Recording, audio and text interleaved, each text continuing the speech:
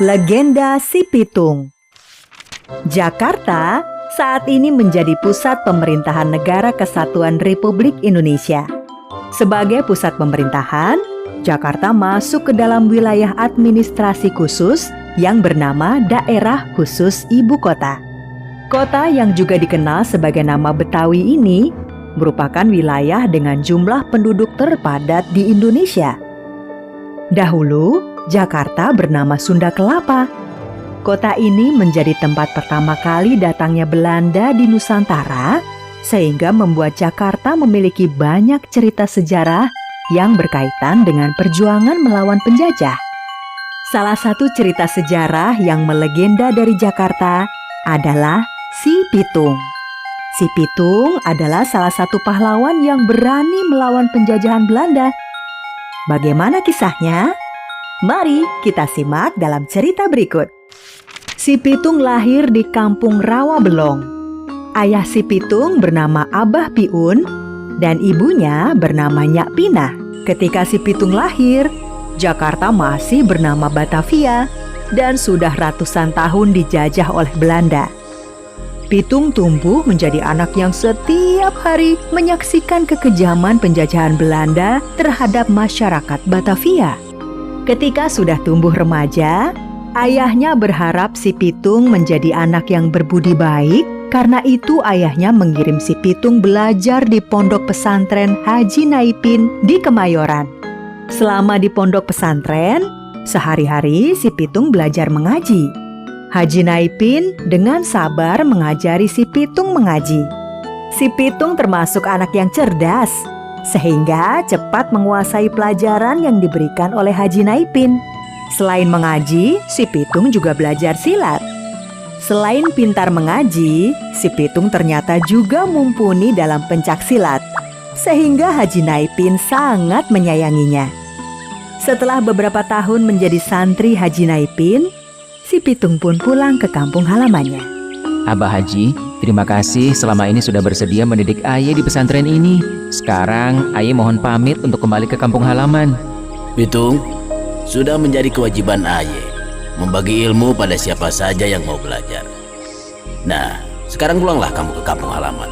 Amalkan ilmu yang kamu dapatkan di sini untuk kepentingan masyarakat di sekitarmu. Dan jadilah anak yang berbakti kepada orang tua. Salam Aye untuk orang tuamu ya. Sesampainya di rumah, Si Pitung disambut dengan makanan yang sangat enak. Maklum saja, selama menjadi santri, Si Pitung tidak pernah memakan makanan yang enak.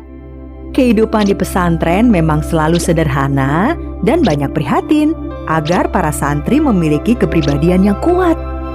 Selama di rumah, Si Pitung rajin membantu babehnya. Setiap hari, Si Pitung mengembalakan kambing ke daerah yang banyak rumputnya.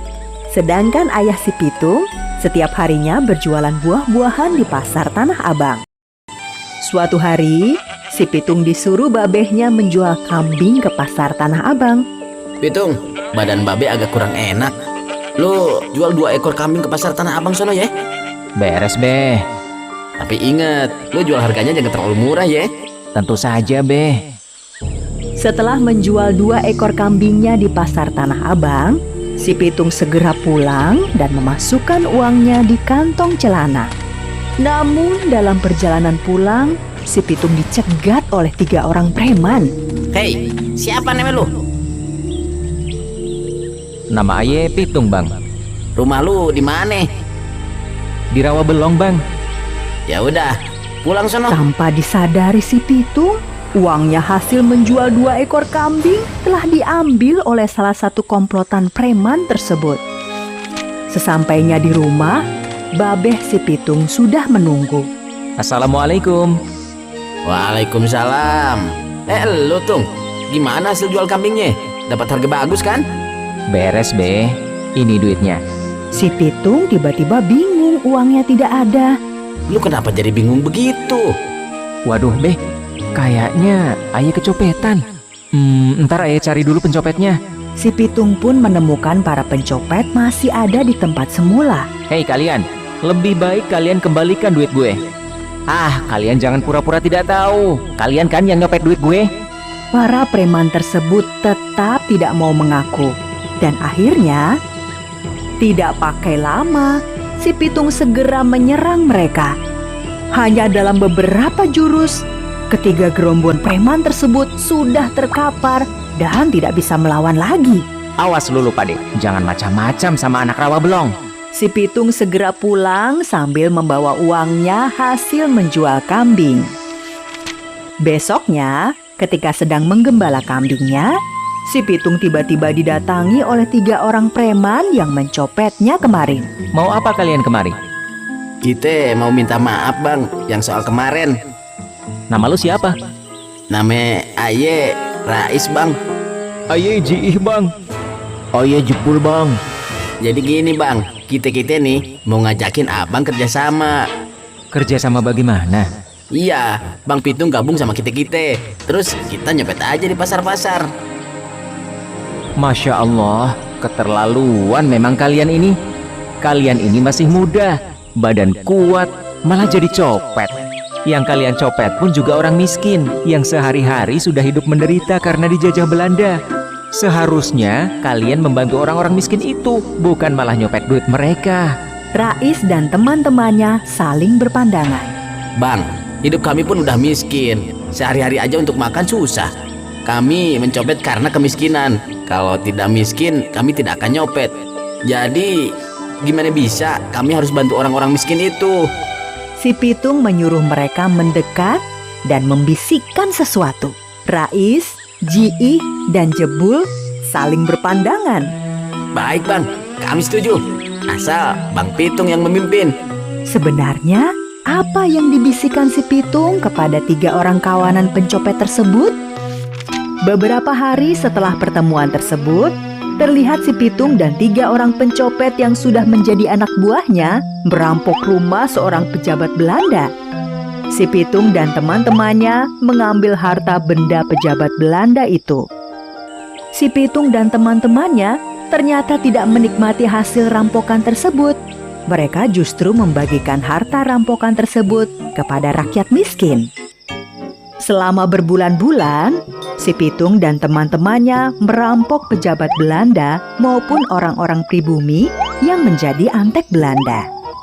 Akibatnya, si Pitung dan teman-temannya menjadi buronan tentara Belanda.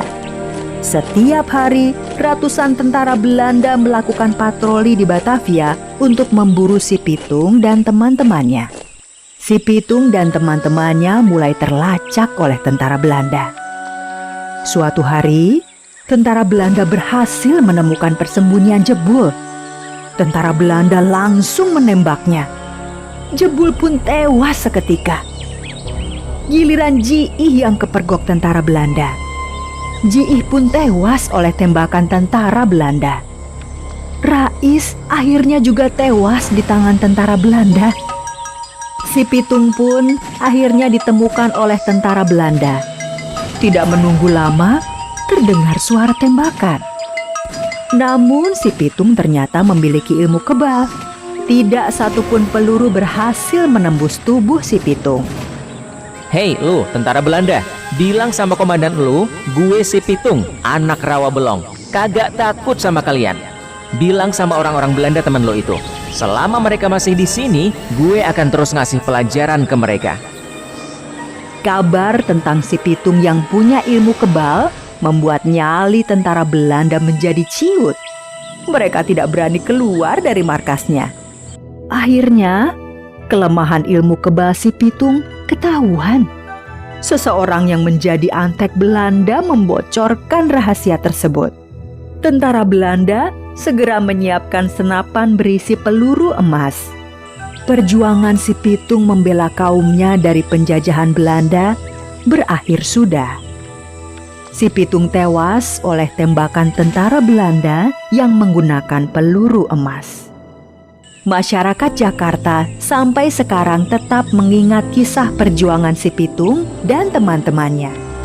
Setelah meninggal, si Pitung dimakamkan di daerah Rawabelong, Jakarta Barat.